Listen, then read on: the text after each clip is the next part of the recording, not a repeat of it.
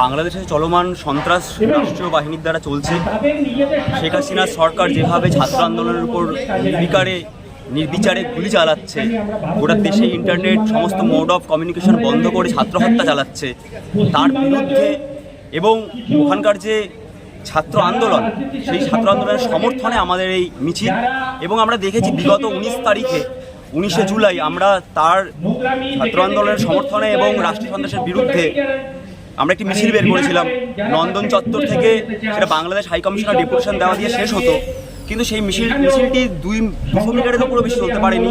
তারপরেই পুলিশের, আমাদের পশ্চিমবঙ্গের মমতা বন্দ্যোপাধ্যায় যে তৃণমূল সরকার, সেই মমতা বন্দ্যোপাধ্যায় সরকারের যে নির্মম পুলিশি অত্যাচার নেমে আসে আমাদের উপরে।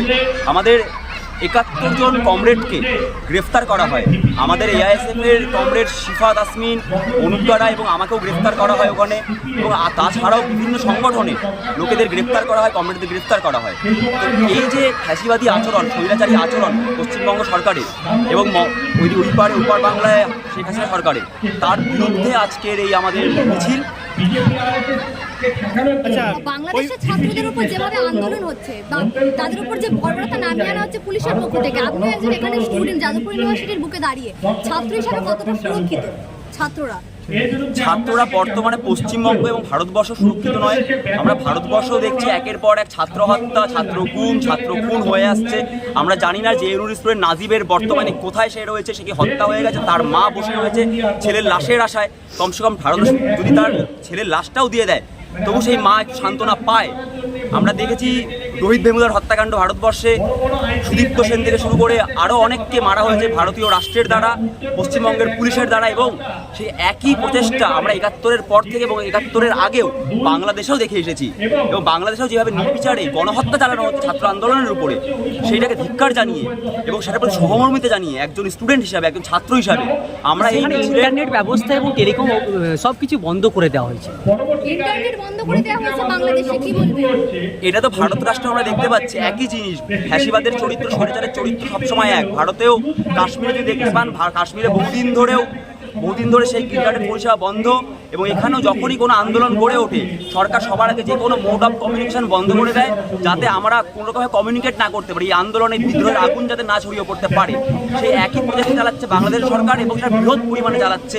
এবং সেখানে প্রত্যেক দিন রাত্রিবেলা ফায়ারিংয়ের আওয়াজ পাওয়া যাচ্ছে, বিভিন্ন ভিডিও ফুটেজ সামনে আসছে, যার দ্বারা গণহত্যা চলছে তার প্রমাণিত।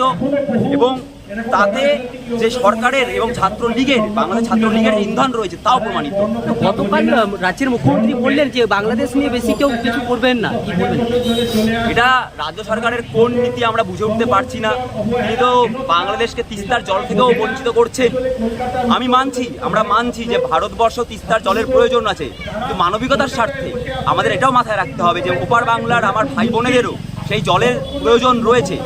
এবং তিনি বলবেনটা কি, তিনি এখানে দুর্নীতির সাথে যুক্ত।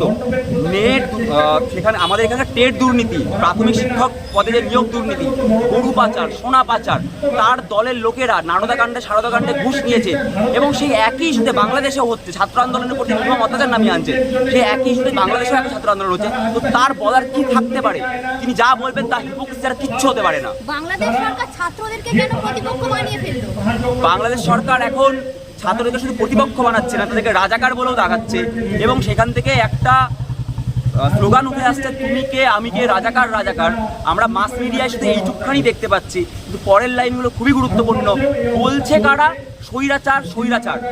স্বৈরাচারী সরকার আজকে ছাত্র আন্দোলনকে রাজাকার বলে দাগিয়ে দিচ্ছে। যেমন ভারতবর্ষে অ্যান্টি ন্যাশনাল বলে দাগানো হয় আমাদেরকে, যখনই আমরা ভারত রাষ্ট্রের অগণতান্ত্রিক স্বৈরাচারী পদক্ষেপগুলির বিরোধিতা করি। ভারত রাষ্ট্র আমাদেরকে অ্যান্টি সোশ্যাল, অ্যান্টি ন্যাশনাল বলে দাগায়, তেমনই বাংলাদেশের রাজাকার বলে দেখানো হচ্ছে। এবং সেই জায়গাতে ছাত্রদের যে ক্ষোভ, ছাত্রদের যে বিক্ষোভ, রাগ, ঘৃণা, হতাশা, তা ফুটে উঠছে ছাত্র আন্দোলনের এই রাজাকার স্লোগানের মাধ্যমে।